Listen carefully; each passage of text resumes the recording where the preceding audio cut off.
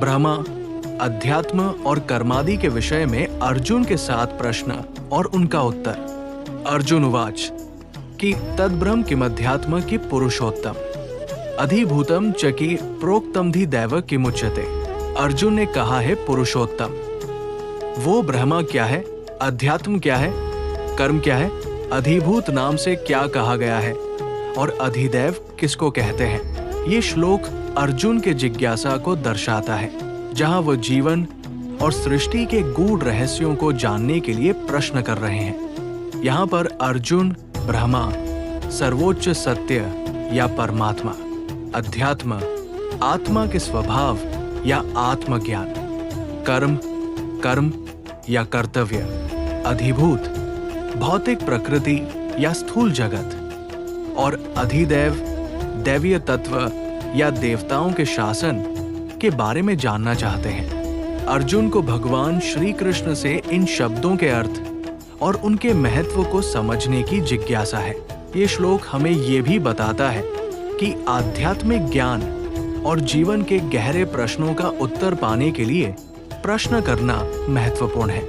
अर्जुन की ये जिज्ञासा दर्शाती है कि सच्चे ज्ञान के लिए एक शिष्य को हमेशा प्रश्न पूछने के लिए तत्पर रहना चाहिए।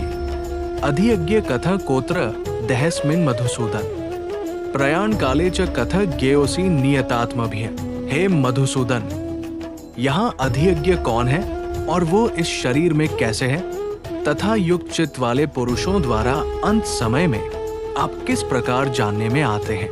इस श्लोक में अर्जुन भगवान श्री कृष्ण से प्रश्न कर रहे हैं। अर्जुन ये जानना चाहते हैं कि अधियज्ञ किसे कहा जाता है और ये शरीर में कौन है। साथ ही अर्जुन ये भी जानना चाहते हैं कि मृत्यु के समय साधक, जिन्हें नियतात्मा कहा गया है, जो अपनी इंद्रियों और मन को वश में रख चुके हैं, वे भगवान को कैसे जान पाते हैं। गूढ़ अर्थ, अधियज्ञ कौन है? अधियज्ञ का अर्थ उस परमात्मा से है जो यज्ञों के माध्यम से पूजनीय और अधिष्ठाता होता है। यहाँ अर्जुन का प्रश्न है कि इस शरीर में वो अधियज्ञ कौन है जिससे यज्ञ के क्रियाकर्म संपन्न होते हैं। मृत्यु के समय भगवान को जानने का उपाय, मृत्यु के समय जब मनुष्य अपने शरीर को छोड़ने की प्रक्रिया में होता है, तब भगवान को जानने और उन्हें प्राप्त करने का तरीका क्या है। इस समय आत्मा की स्थिरता और भगवान के प्रति अडिग श्रद्धा की आवश्यकता होती है। भगवान श्री कृष्ण इस प्रश्न का उत्तर अगले श्लोकों में विस्तार से देंगे, जिससे ये समझ में आएगा कि जीवन के अंतिम क्षणों में भगवान का ध्यान कैसे किया जाए और अधियज्ञ की अवधारणा को कैसे समझा जाए। श्री भगवान उवाच अक्षरं ब्रह्मा परम स्वभावोध्यात्ममुच्यते भूत भावोद्भव करो विसर्गे कर्म संज्ञेता। श्री भगवान ने कहा परम अक्षर ब्रह्मा है।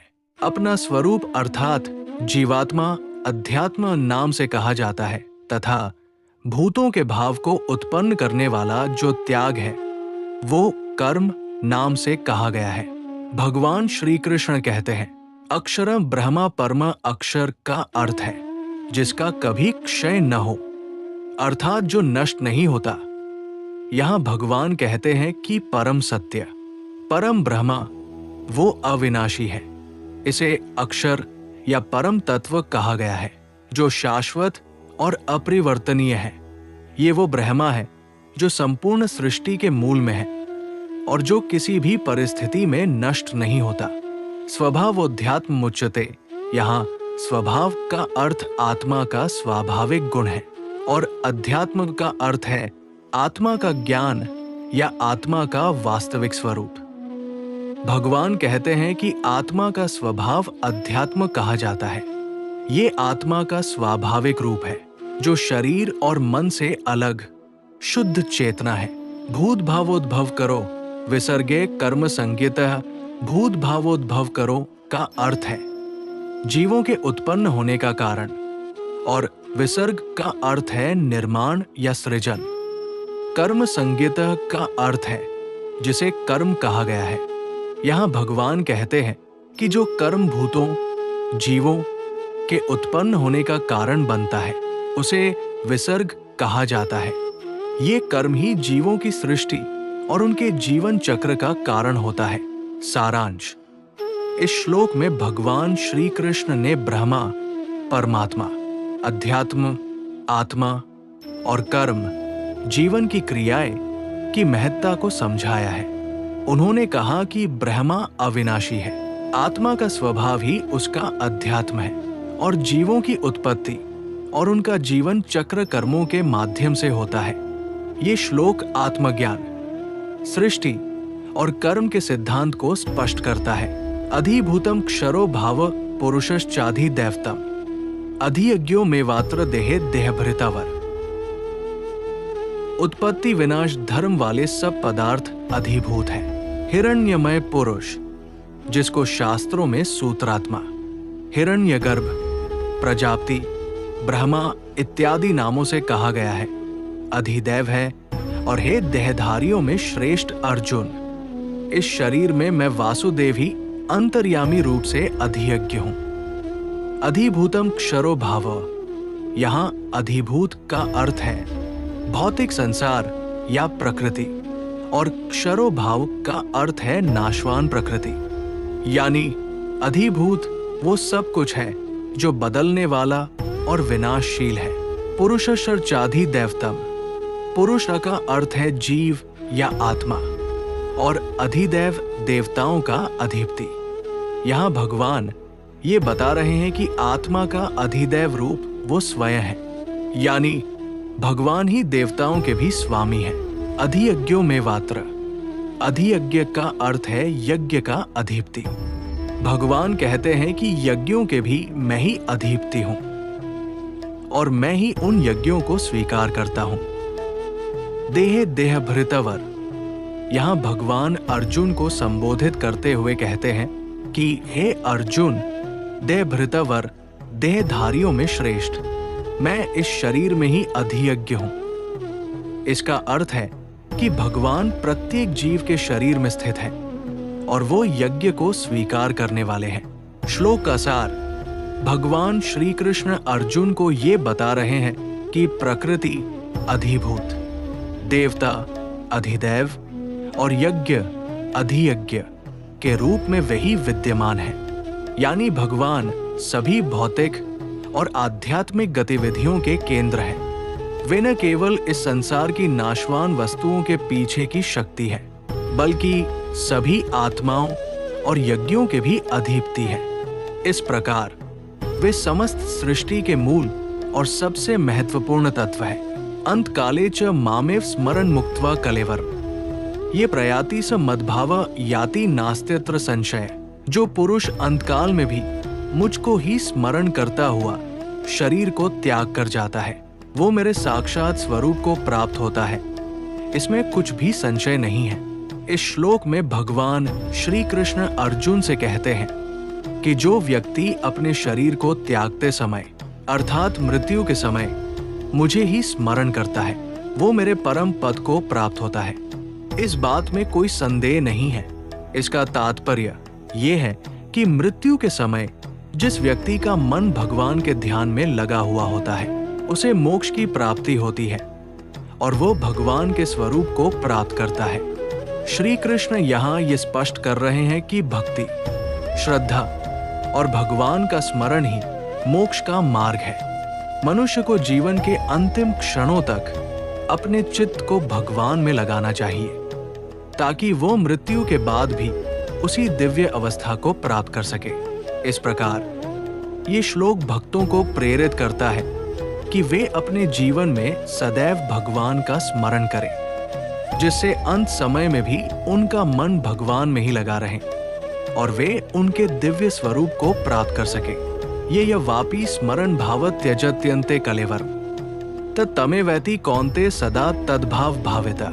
हे कुंती पुत्र अर्जुन, ये मनुष्य अंतकाल में जिस जिस भी भाव को स्मरण करता हुआ शरीर त्याग करता है, उसको ही प्राप्त होता है, क्योंकि वो सदा उसी भाव से भावित रहा है। इस श्लोक में श्री कृष्ण ये बता रहे हैं कि मनुष्य के जीवन में उसके अंत समय का भाव या विचार अत्यंत महत्वपूर्ण होता है।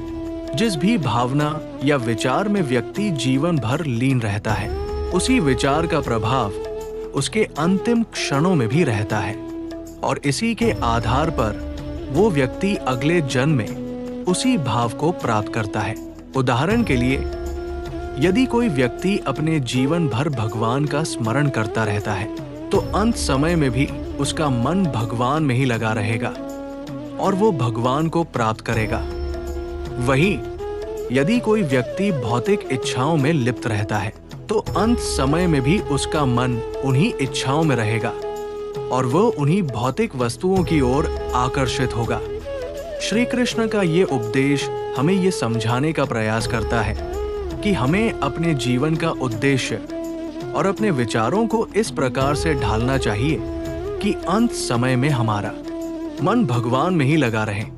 इस प्रकार हम भगवान को प्राप्त कर सकते हैं और इस संसार के बंधनों से मुक्त हो सकते हैं। तस्मात् सर्वेषु कालेषु मामनुस्मर युद्ध च मयर्पित मनोबुद्धिर्मा में वैश्यस्य संशयम्। इसलिए हे अर्जुन, तू सब समय में निरंतर मेरा स्मरण कर और युद्ध भी कर। इस प्रकार मुझ में अर्पण किए हुए मन बुद्धि से युक्त होकर तू निसंदेह मुझको ही प्राप्त होगा। भगवान श्री कृष्ण अर्जुन को उपदेश दे रहे हैं कि चाहे किसी भी परिस्थिति में क्यों न हो, उसे सदा भगवान का स्मरण करना चाहिए। मामनुस्मर का अर्थ है मुझे स्मरण करो और युद्ध च का अर्थ है युद्ध करो। ये इंगित करता है कि धर्म का पालन करते हुए कर्म करना आवश्यक है, लेकिन वो कर्म भगवान की भक्ति और स्मरण के साथ होना चाहिए। इस श्लोक में श्री कृष्ण अर्जुन को ये बता रहे हैं कि व्यक्ति को हमेशा अपने कर्तव्यों का पालन करते हुए भगवान को स्मरण करना चाहिए। जब मनुष्य अपने मन और बुद्धि को भगवान में अर्पित कर देता है, तब वो सभी प्रकार की मोहमाया से मुक्त होकर भगवान को प्राप्त करता है। ये केवल शारीरिक क्रियाओं का ही नहीं, बल्कि मन और बुद्धि का भी पूर्ण समर्पण है। अतः इस श्लोक का संदेश है कि जीवन के हर क्षेत्र में, हर समय, चाहे वो युद्ध का मैदान हो या कोई अन्य परिस्थिति, भगवान का स्मरण और उनके प्रति मन बुद्धि का समर्पण ही मोक्ष और परम प्राप्ति का मार्ग है। भक्ति योग का विषय अभ्यास योग युक्तेन चेतसा नान्यगामिना परम पुरुषं दिव्य याति पार्थानुचिंतयन्। हे पार्थ, ये नियम है कि परमेश्वर के ध्यान के अभ्यास रूप योग से युक्त, दूसरी ओर न जाने वाले चित्त से निरंतर चिंतन करता हुआ मनुष्य परम प्रकाश रूप दिव्य पुरुष को अर्थात परमेश्वर को ही प्राप्त होता है। इस श्लोक में भगवान श्री कृष्ण अर्जुन को बताते हैं कि जो व्यक्ति नियमित रूप से अभ्यास योग में लीन रहता है और उसका मन किसी अन्य चीज में न भटकते हुए सिर्फ भगवान की ही ओर केंद्रित रहता है, वो व्यक्ति अंततः परम पुरुष को प्राप्त कर लेता है। यहाँ पर परम पुरुष का अर्थ भगवान के दिव्य और अनंत स्वरूप से है। श्री कृष्ण ये संदेश दे रहे हैं कि साधना और निरंतर अभ्यास का हमारे जीवन में कितना महत्व है। यदि हमारा मन स्थिर और निश्चल रहेगा और हम भगवान की निरंतर आराधना और चिंतन में लीन रहेंगे, तो हम सांसारिक बंधनों से मुक्त होकर भगवान की प्राप्ति कर सकते हैं। इस प्रकार एक साधक को चाहिए कि वो अपने मन को एकाग्र करके भगवान के दिव्य स्वरूप का निरंतर ध्यान करे, जिससे वो ईश्वर को प्राप्त कर सके। कवि पुराण मनुशासितार मन और्णियांस मनुस्मरेद्य सर्वस्य धातानुचिंत रूप मादित्य वर्णन तमसह परस्तात। जो पुरुष सर्वज्ञ, अनादि, सबके नियंता, अंतर्यामी रूप से सब प्राणियों के शुभ और अशुभ कर्म के अनुसार शासन करने वाला, सूक्ष्म से भी अति सूक्ष्म, सबके धारण पोषण करने वाले अचिंत्य स्वरूप, सूर्य के सदृश नित्य चेतन प्रकाश रूप और अविद्या से अति परे, शुद्ध सच्चिदानंद घन परमेश्वर का स्मरण करता है। ये श्लोक भगवान श्री कृष्ण के रूप और गुणों का वर्णन करता है। इसमें भगवत प्राप्ति के मार्ग को समझाया गया है। कवि पुराणम यहाँ कविन शब्द का अर्थ सर्वज्ञ और मनीषी से है, जो सृष्टि के रहस्यों को जानता है। पुराणम का अर्थ है जो अति प्राचीन है, यानी भगवान सनातन और शाश्वत है। अनुशासितारम इसका अर्थ है जो संपूर्ण सृष्टि का अनुशासन और नियंत्रण करता है। भगवान ब्रह्मा से लेकर छोटे से छोटे जीव तक सबका पालन पोषण और अनुशासन करते हैं। अणोर्नियांसम इसका अर्थ है अति सूक्ष्म से भी सूक्ष्मतर। भगवान परमाणु से भी छोटे हैं और साथ ही विराट रूप धारण कर सकते हैं। ये भगवान की असीम शक्ति और सर्वव्यापकता को दर्शाता है। सर्वस्य धातारम भगवान समस्त सृष्टि के धारण करता और पालन करता है। वही सृष्टि की उत्पत्ति, स्थिति और सहार करते हैं। अचिंत्य रूपम इसका अर्थ है जिनका स्वरूप अचिंत्य और मानव मस्तिष्क की कल्पना से परे है। भगवान की महिमा और स्वरूप को पूर्ण रूप से समझ पाना असंभव है। आदित्य वर्णम भगवान का वर्ण सूर्य के समान तेजस्वी है। उनका प्रकाश अज्ञान और अंधकार को दूर करता है। तमसः परस्तात् भगवान अज्ञान के अंधकार से परे हैं। वे मोहमाया और अज्ञान से परे शुद्ध चेतना के रूप में विद्यमान है। इस श्लोक के माध्यम से ये बताया गया है कि भगवान की उपासना करने वाले भक्त को हमेशा उनकी इस दिव्य महिमा और स्वरूप का ध्यान करना चाहिए। भगवान की असीम शक्तियों और गुणों का स्मरण करना ही भगवत प्राप्ति का सच्चा मार्ग है। इस प्रकार जो व्यक्ति भगवान के इन गुणों को ध्यान में रखते हुए उनकी उपासना करता है, वो अवश्य ही भगवान की कृपा प्राप्त करता है। प्रयाण काले मनसाचलेन भक्त्या युक्तो योग बलेन चैव भ्रुवोर मध्ये प्राणमावेश्य सम्यक सतपर पुरुष मुपैति दिव्यम। वो भक्ति युक्त पुरुष अंतकाल में भी योग बल से भ्रिकुटी के मध्य में प्राण को अच्छी प्रकार स्थापित करके फिर निश्चल मन से स्मरण करता हुआ उस दिव्य रूप परम पुरुष परमात्मा को ही प्राप्त होता है। इस श्लोक में भगवान श्री कृष्ण ये बताते हैं कि जब मृत्यु का समय आता है तब आत्मा के सफल रूप से भगवान तक पहुंचने के लिए आवश्यक है कि मन को स्थिर और ध्यान केंद्रित रखना। आत्मा का प्रस्थान एक अत्यंत महत्वपूर्ण क्षण है। इस समय मन को शांत और स्थिर बनाए रखना अत्यंत आवश्यक है ताकि व्यक्ति अपने ध्यान को भगवान की ओर केंद्रित कर सके। भक्ति और योग की शक्ति। भक्ति और योग की साधना से व्यक्ति का आत्मा उच्च स्तर की चेतना में प्रवेश करता है। ये साधना मृत्यु के समय भगवान को प्राप्त करने में सहायक होती है। प्राण को आज्ञा चक्र में स्थित करना। मृत्यु के समय प्राण को भ्रिकुटी भ्रू के मध्य में सही स्थान पर ध्यान केंद्रित करना आवश्यक है। ये ध्यान केंद्रित करने का स्थान आत्मा के उच्च अवस्था की ओर मार्गदर्शन करता है, परम पुरुष की प्राप्ति। इस प्रकार सही प्रबंधन और ध्यान द्वारा व्यक्ति अंततः भगवान की दिव्य उपस्थिति को प्राप्त करता है। इस श्लोक के माध्यम से भगवान श्री कृष्ण जीवन के अंतिम समय में सही ध्यान और साधना के महत्व को समझाते हैं, जो आत्मा को सर्वोच्च ब्रह्मा तक पहुंचाने में सहायक होती है। यदक्षर वेद विदो वदंती विशंति यद्यत्यो वितरागाय यदिच्छन्तो ब्रह्मचर्यं चरंती तत्ते पद संग्रहण प्रवक्षे। वेद के जानने वाले विद्वान जिस सच्चिदानंद दघनरूप परम पद को अविनाश कहते हैं, आसक्ति रहित यत्नशील सन्यासी महात्मा जन जिसमें प्रवेश करते हैं और जिस परम पद को चाहने वाले ब्रह्मचारी लोग ब्रह्मचर्य का आचरण करते हैं, उस परम पद को मैं तेरे लिए संक्षेप में कहूंगा। इस श्लोक में भगवान श्री कृष्ण ने ये बताने का प्रयास किया है कि क्या ब्रह्मा अक्षर है जिसे वेदज्ञानी लोग और तपस्वी जो राग और द्वेष से परे हैं वर्णन करते हैं। इस अक्षर को प्राप्त करने की इच्छा रखने वाले लोग जो ब्रह्मचर्य का पालन करते हैं उस परम पद को किस प्रकार प्राप्त कर सकते हैं, इसकी जानकारी यहाँ दी जा रही है। यदक्षर वेद विदो वदंती, वेदों के जानकार जो अक्षर आध्यात्मिक सत्य के बारे में बात करते हैं, उनका कहना है कि ये अक्षर अमर है, जो किसी भी प्रकार के परिवर्तन या क्षति से परे है। विशंति यद्यत्यो वितरागा, उन साधुओं की बात की जा रही है जो राग और द्वेष से परे हैं और जो इस अक्षर में प्रवेश प्राप्त करते हैं। ये तपस्वी केवल आंतरिक शांति और समर्पण के माध्यम से इस परम सत्य को प्राप्त करते हैं। यदिच्छन्तो ब्रह्मचर्यं चरन्ति, जो लोग ब्रह्मचर्य का पालन करना चाहते हैं अर्थात संयमित जीवन जीना चाहते हैं, वे इस अक्षर को प्राप्त करने की इच्छा रखते हैं। तत्ते पदं संग्रहण प्रवक्षे।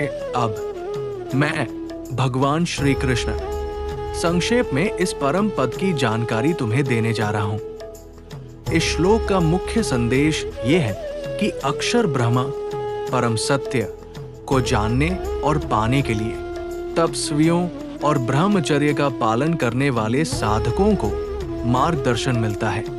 भगवान श्री कृष्ण इस श्लोक में उस परम सत्य के प्राप्ति के तरीके को संक्षेप में समझाने का आश्वासन देते हैं। सर्वद्वाराणि संयम्य मनो हृदि निरुध्य च, मूर्धन्याधायात्मनः प्राणमास्थितो योगधारणा, ओमित्येकाक्षरं ब्रह्मा व्याहन माम नुस्मरन्, ये प्रयाति त्यजन देह स याति परमागते।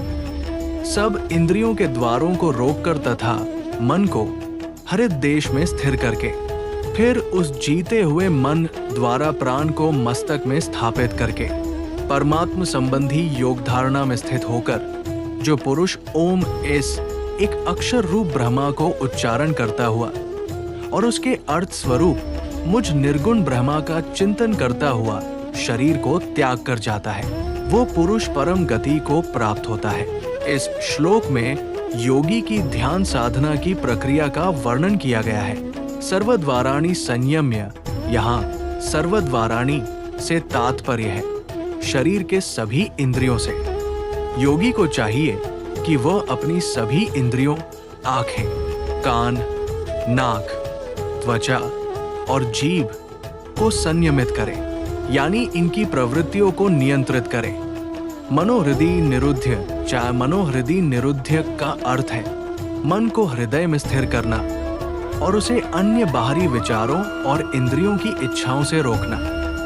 इसका मतलब है कि ध्यान को मन को पूरी तरह से एकाग्र किया जाए। मूर्धन्याधायात्मनः प्राणमास्थितो, मूर्धन्याधायात्मनः से तात्पर्य है कि आत्मा पर ध्यान केंद्रित करना। प्राणमास्थितो का अर्थ है जीवन शक्ति, प्राण को सही जगह पर स्थिर करना। योग धारणाम, ये शब्द योग की साधना और उसके अभ्यास को इंगित करता है। इसे ध्यान, समर्पण और आत्म प्रेरणा से जोड़ा जाता है। इस प्रकार इस श्लोक का संदेश है कि योगी को अपनी इंद्रियों को संयमित करके, मन को हृदय में स्थिर करके और आत्मा पर ध्यान केंद्रित करके योग की साधना करनी चाहिए। इस प्रक्रिया से ध्यान की गहराई और शांति प्राप्त होती है, जो भगवत प्राप्ति की ओर ले जाती है। इस श्लोक में भगवान श्री कृष्ण आत्मा की अमरता और परमधाम की प्राप्ति की प्रक्रिया को स्पष्ट करते हैं। यहाँ पर ओम के महत्व पर प्रकाश डाला गया है। ओम को वेदों और उपनिषदों में ब्रह्मा के परम स्वरूप का प्रतीक माना जाता है। ये एक अक्षर वाला मंत्र न केवल ब्रह्मा, विष्णु और शिव का संपूर्णता को दर्शाता है, बल्कि संपूर्ण सृष्टि का आदिकरण भी करता है।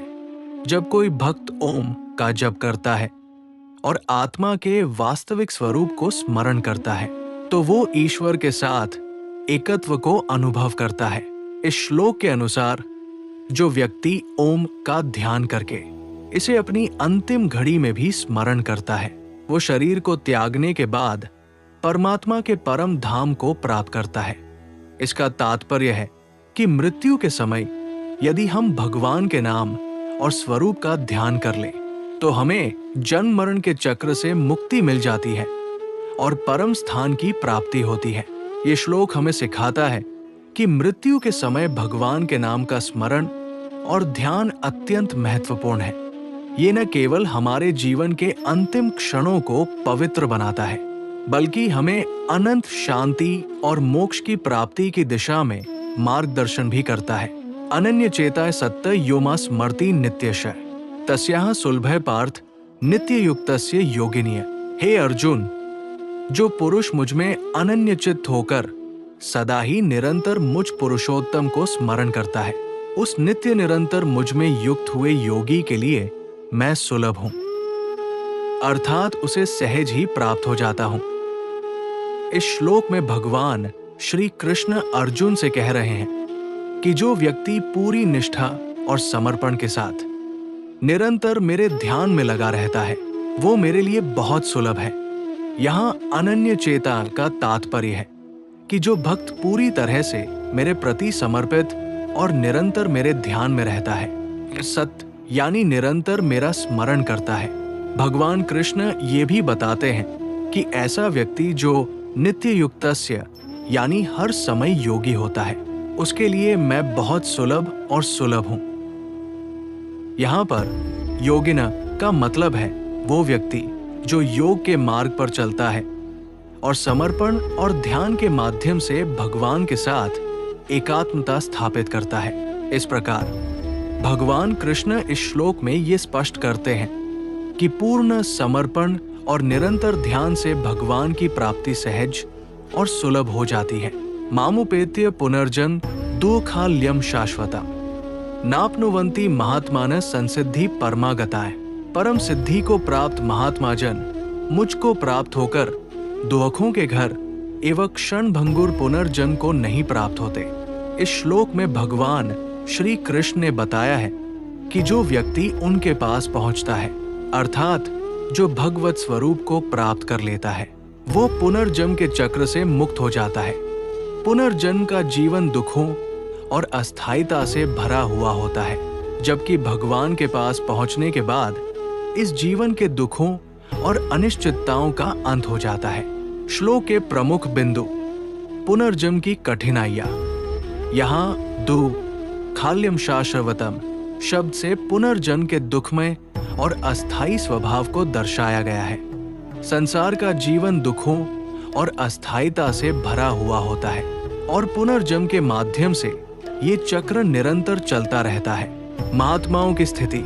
महात्मान संसिद्धि परमागताएं से तात्पर्य है कि जो महात्मा, जो व्यक्ति भगवंत की प्राप्ति करता है, वह इस संसार के दुखों से मुक्त हो जाता है और परम शांति और सिद्धि को प्राप्त करता है।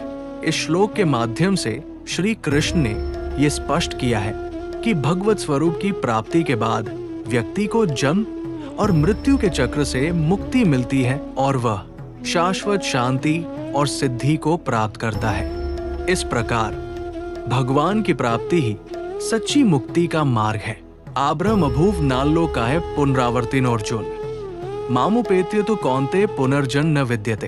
हे अर्जुन, ब्रह्मलोक पर्यंत सब लोग पुनरावर्ती है, परंतु हे कुंती पुत्र, मुझको प्राप्त होकर पुनर्जन्म नहीं होता, क्योंकि मैं कालातीत हूं और ये सब ब्रह्मादि के लोक काल द्वारा सीमित होने से अनित्य है। श्लोक 8.16 का तात्पर्य है कि ब्रह्मा के सृजित सभी लोक, जिनमें ब्रह्मलोक भी शामिल है, सभी अस्थायी है और इनमें रहने वाले जीवों को पुनर्जन्म लेना पड़ता है। इसके विपरीत जो व्यक्ति भगवान को प्राप्त कर लेता है, उसे पुनर्जन्म का सामना नहीं करना पड़ता। सहस्रयुग पर्यंतम हरियत ब्रह्मणो विदो रात्रि युग सहस्रांता तेहोरात्र विदो जनाए।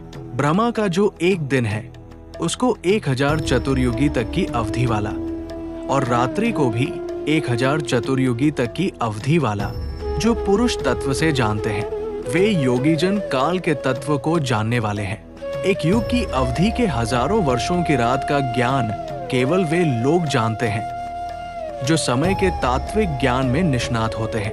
ये श्लोक समय की विशालता और उसकी दीर्घकालिकता को इंगित करता है और ये भी कि वे ही लोग इस ब्रह्मा के समय काल को समझ सकते हैं जो गहन अध्ययन और ध्यान के माध्यम से समय के रहस्यों को जान चुके होते हैं। अव्यक्ताद् व्यक्तये सर्वाय प्रभवन्ति हराग्मे। रात्र्याग में प्रलियंते तत्रैवाव्यक्त संज्ञके। संपूर्ण चराचर भूतगण ब्रह्मा के दिन के प्रवेश काल में अव्यक्त से अर्थात ब्रह्मा के सूक्ष्म शरीर से उत्पन्न होते हैं और ब्रह्मा की रात्रि के प्रवेश काल में उस अव्यक्त नामक ब्रह्मा के सूक्ष्म शरीर में ही लीन हो जाते हैं। श्लोक 18 अव्यक्ताद् व्यक्ते सर्वाय प्रभवन्ते हराग में। रात्र्याग में प्रलियंते तत्रैवाव्यक्त संज्ञके। विवेचन। इस श्लोक में भगवान श्री कृष्ण स्पष्ट करते हैं कि समस्त सृष्टि के रूप और रूपों का परिवर्तन अव्यक्त से व्यक्त में और व्यक्त से अव्यक्त में होता रहता है। यहाँ अव्यक्त से तात्पर्य है परमात्मा की अदृश्य और अज्ञेय स्थिति से, जबकि व्यक्त से तात्पर्य है सृष्टि के दृश्य और ज्ञेय रूप से। इस प्रक्रिया के अनुसार हर दिन के अंत में या रात्रि के आगमन पर सभी वस्तुएं और प्राणियां पुनः अव्यक्त स्थिति में समाहित हो जाती है और जब नया दिन आता है तो वे पुनः व्यक्त रूप में प्रकट होती है। इस प्रकार सृष्टि का ये चक्र निरंतर चलता रहता है। भूतग्रामस एवाय भूत्वा भूत्वा प्रलीयते। रात्र्याग में विषय पार्थ प्रभवत्य हराग में। हे पार्थ, वही ये भूत समुदाय उत्पन्न होकर प्रकृति वश में हुआ रात्रि के प्रवेश काल में लीन होता है और दिन के प्रवेश काल में फिर उत्पन्न होता है। भूतग्रामस एवाय भूत्वा भूत्वा प्रलीयते। रात्र्याग में विषय पार्थ प्रभवत्य हराग में। विवेचन। इस श्लोक में भगवान श्री कृष्ण ने समझाया है कि ये सृष्टि एक अनंत चक्रीय प्रक्रिया का हिस्सा है। भूतग्राम से तात्पर्य है प्राणियों और पदार्थों का समूह। ये सभी तत्व रात के समय यानी प्रलय काल में जब सृष्टि की समाप्ति होती है अवशेष रूप में विलीन हो जाते हैं। फिर सुबह या नए दिन के आगमन पर ये तत्व फिर से सृजित होते हैं और सृष्टि का पुनर्निर्माण होता है। ये प्रक्रिया एक परिपूर्ण चक्रीय क्रम में चलती रहती है जिसमें प्रत्येक सृष्टि के रूप और स्थिति बदलते रहते हैं। सार। ये श्लोक हमें समझाते हैं कि सृष्टि का निर्माण और विलीन होना निरंतर चलने वाली एक प्रक्रिया है। दिन और रात के चक्र के अनुसार सब कुछ एक निश्चित क्रम में उत्पन्न और समाप्त होता है। ये प्रकृति की निरंतरता और चक्रीयता को दर्शाता है। परस्तस्मात्तु भावोऽन्यो व्यक्तो व्यक्तात् सनातन ये सर्वेषु भूतेषु नश्यत्सु न विनश्यति। उस अव्यक्त से भी अति परे दूसरा अर्थात विलक्षण जो सनातन अव्यक्त भाव है, वो परम दिव्य पुरुष सब भूतों के नष्ट होने पर भी नष्ट नहीं होता। इस श्लोक में भगवद गीता के अध्याय 8 की 20वीं श्लोक में श्री कृष्ण परमात्मा के अविनाशी और शाश्वत स्वरूप की व्याख्या कर रहे हैं। यहाँ पर ये कहा गया है कि परस्तस्मात्तु भावोऽन्यो, उससे परे या उससे ऊपर एक और भाव स्वरूप है। यहाँ भाव से तात्पर्य है एक ऐसा तत्व या अवस्था जो अदृश्य और अव्यक्त है। अव्यक्तो व्यक्तात् सनातन ये तत्व अव्यक्त अप्रकट है और व्यक्त प्रकट से परे है। ये सनातन शाश्वत है अर्थात इसका अस्तित्व समय और परिस्थितियों से परे है। ये सर्वेषु भूतेषु नश्यत्सु न विनश्यति। ये तत्व सभी जीवों में और सभी समयों में जो नष्ट होते हैं नष्ट नहीं होता। इसका अर्थ ये है कि ये अविनाशी और अजर है और इसे किसी भी प्रकार की क्षति या नाश का सामना नहीं करना पड़ता। इस प्रकार इस श्लोक में भगवान श्री कृष्ण ने स्पष्ट किया है कि परमात्मा का वास्तविक स्वरूप नष्ट नहीं होता और वो सदा के लिए शाश्वत है। जो शाश्वत और अव्यक्त है वो ब्रह्मा सर्वोच्च आत्मा है जो सभी जीवों और वस्तुओं से परे है और किसी भी समय और स्थिति के प्रभाव से मुक्त है। अव्यक्तोक्षर इत्युक्तस्तमाहो परमागतिम य प्राप्य न निवर्तन्ते तद्धाम परममम्। अव्यक्तोक्षर इत्युक्तस्तमाहो परमागतिम य प्राप्य न निवर्तन्ते तद्धाम परममम्। जो अव्यक्त अक्षर इस नाम से कहा गया है उसी अक्षर नामक अव्यक्त भाव को परमति कहते हैं तथा जिस सनातन अव्यक्त भाव को प्राप्त होकर मनुष्य वापस नहीं आते, वो मेरा परम धाम है। ये श्लोक भगवद गीता के अध्याय 8 श्लोक 21 का है, जिसमें भगवान श्री कृष्ण ने परमात्मा की स्वभाव और उसकी प्राप्ति के मार्ग को स्पष्ट किया है। इसका भावार्थ इस प्रकार है। श्लोक के अनुसार भगवान श्री कृष्ण कहते हैं कि परमात्मा अव्यक्त, अदृश्य, निर्गुण और अक्षर अविनाशी है। ये परमात्मा एक ऐसी उच्च स्थिति है जिसे प्राप्त करने के बाद आत्मा पुनः जन्म और मृत्यु के चक्र में नहीं लौटती। इसे प्राप्त करने के बाद व्यक्ति को किसी भी अन्य पद की आवश्यकता नहीं होती, क्योंकि ये परम आत्मा का निवास स्थान है। इस श्लोक में अव्यक्त और अक्षर शब्दों का उपयोग कर ये बताया गया है कि परमात्मा निराकार और शाश्वत है। इसे पाने के बाद आत्मा की स्थिति स्थिर और शाश्वत हो जाती है। इस धाम को प्राप्त करने के बाद आत्मा का पुनर्जन्म और मृत्यु के चक्र से छुटकारा मिल जाता है और वो परम धाम में निवास करती है। इस प्रकार भगवान श्री कृष्ण ये स्पष्ट कर रहे हैं कि जो भी व्यक्ति इस परम धाम को प्राप्त कर लेता है, वो जन्म और मृत्यु के बंधनों से मुक्त हो जाता है और परम शांति और मुक्ति का अनुभव करता है। पुरुषः परः पार्थ भक्त्या लभ्यस्त्वनन्या यस्यांतः स्थानि भूतानि येन सर्वमिदं ततम्।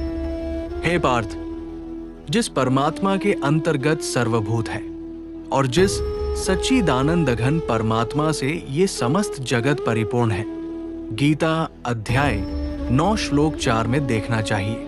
वो सनातन अव्यक्त परम पुरुष तो अनन्य, गीता अध्याय 11 श्लोक 55 में इसका विस्तार देखना चाहिए। भक्ति से ही प्राप्त होने योग्य है। पुरुषः परः पार्थ भक्तया लभ्यस्त्वनन्या यस्यांतः स्थानि भूतानि येन सर्वमिदं ततम्। 22 अर्थ, हे पार्थ, अर्जुन, जो परम पुरुष है उसे विशेष रूप से एकाग्र भक्ति द्वारा प्राप्त किया जा सकता है। वो परम पुरुष जो सभी जीवों के अंदर निवास करता है और संपूर्ण सृष्टि में व्याप्त है, केवल भक्ति पद से ही जाना जा सकता है। इस श्लोक के माध्यम से भगवान श्री कृष्ण अर्जुन को बताते हैं कि परमात्मा का अनुभव और उसकी प्राप्ति एकाग्र और अनन्य भक्ति द्वारा ही संभव है। इस भक्ति में पूर्ण समर्पण और निस्वार्थ प्रेम होना चाहिए। भगवान सभी प्राणियों के भीतर आत्मा के रूप में विद्यमान है और संपूर्ण सृष्टि में फैले हुए हैं। इसलिए उसे केवल अनन्य भक्ति और ध्यान के माध्यम से ही प्राप्त किया जा सकता है। ये श्लोक भक्तों को प्रेरित करता है कि वे भक्ति के मार्ग पर चलकर भगवान की सच्ची प्राप्ति के लिए प्रयास करें। शुक्ल और कृष्ण मार्ग का विषय यत्र काले त्वनावत्ति मावृत्ति चैव योगिना प्रयाता यान्तीत कालन वक्ष्यामि भर्तर्षभ। हे अर्जुन, जिस काल में, यहाँ काल शब्द से मार्ग समझना चाहिए, क्योंकि आगे के श्लोकों में भगवान ने इसका नाम स्मृति गति ऐसा कहा है। शरीर त्याग कर गए हुए योगी जन तो वापस न लौटने वाली गति को और जिस काल में गए हुए वापस लौटने वाली गति को ही प्राप्त होते हैं। उस काल को अर्थात दोनों मार्गों को कहूंगा। अध्याय 8 श्लोक 23 में भगवद गीता में भगवान श्री कृष्ण योगियों के आत्म साक्षात्कार से संबंधित एक महत्वपूर्ण विषय पर प्रकाश डालते हैं। इस श्लोक का भावार्थ है, जिस समय काले योगी के शरीर की अंतर्मुखी स्थिति समाप्त हो जाती है और योगी तद्वैत के अपने लक्ष्य को प्राप्त करता है, उस समय को मैं हे भर्तर्षभ बताऊंगा। ये श्लोक आत्मा की साधना और मोक्ष की प्राप्ति की प्रक्रिया को स्पष्ट करता है। इसमें भगवान श्री कृष्ण ये बता रहे हैं कि योगी जब अपने शरीर की मृत्यु के समय के करीब पहुंचता है तो वो विशेष काल में अपने कर्मों और साधना के अनुसार विशिष्ट स्थिति में पहुंचता है। भगवान श्री कृष्ण उन विशेष काल के बारे में विस्तार से बताएंगे जो योगी की प्राप्ति की प्रक्रिया से संबंधित है। श्लोक के माध्यम से भगवान श्री कृष्ण ये संकेत देते हैं कि योगी का आत्म साक्षात्कार और मोक्ष प्राप्ति के लिए समय का एक विशेष महत्व होता है। इस काल में योगी के कर्म और साधना का फल उसे मिल जाता है और वो अंतिम लक्ष्य की ओर बढ़ जाता है। ये श्लोक योग और आत्मा की स्थिति की गहराई को समझने में सहायक है और ये दर्शाता है कि योगी के लिए आत्मा के उच्चतम स्थिति को प्राप्त करने का समय कितना महत्वपूर्ण है। अग्निर्ज्योतिर शुक्ल षण्मासा उत्तरायणम तत्र प्रयाता गच्छन्ति ब्रह्मा ब्रह्मविदो जनाय शुक्ल कृष्णे गति हेते जगत शाश्वते मते एकया यात्यनवृत्ति मन्य आवर्ते पुनः। क्योंकि जगत के ये दो प्रकार के शुक्ल और कृष्ण अर्थात देवयान और पितृयान मार्ग सनातन माने गए हैं। इनमें एक द्वारा गया हुआ अर्थात इसी अध्याय के श्लोक 24 के अनुसार अर्ची मार्ग से गया हुआ योगी जिससे वापस नहीं लौटना पड़ता उस परमति को प्राप्त होता है, और दूसरे के द्वारा गया हुआ अर्थात इसी अध्याय के श्लोक 25 के अनुसार धूम मार्ग से गया हुआ सकाम कर्मयोगी फिर वापस आता है अर्थात जन्म मृत्यु को प्राप्त होता है। इस श्लोक में भगवान श्री कृष्ण ये बता रहे हैं कि जीवों की गति आत्मा की यात्रा दो प्रकार की होती है, शुक्ल और कृष्ण। यहाँ शुक्ल और कृष्ण शब्दों प्रकार के मार्गों का प्रतिनिधित्व करते हैं जो आत्मा की यात्रा में योगदान करते हैं। शुक्ल मार्ग, इस मार्ग का अनुसरण करने वाले व्यक्ति जिन्हें आत्मा की पवित्रता, ज्ञान और साधना के प्रति समर्पण के साथ अपनी जीवन यात्रा को समाप्त करते हैं, उन्हें भगवान के परमधाम की प्राप्ति होती है और वे इस संसार के चक्र से मुक्त हो जाते हैं। ये मार्ग अनावृत्ति अर्थात जन्म मरण के चक्र से मुक्ति प्रदान करता है। कृष्ण मार्ग, इसके विपरीत कृष्ण मार्ग पर चलने वाले व्यक्ति भौतिक संसार के विषयों में व्यस्त रहते हैं और आत्मा की मुक्ति की ओर उतनी तत्परता नहीं दिखाते।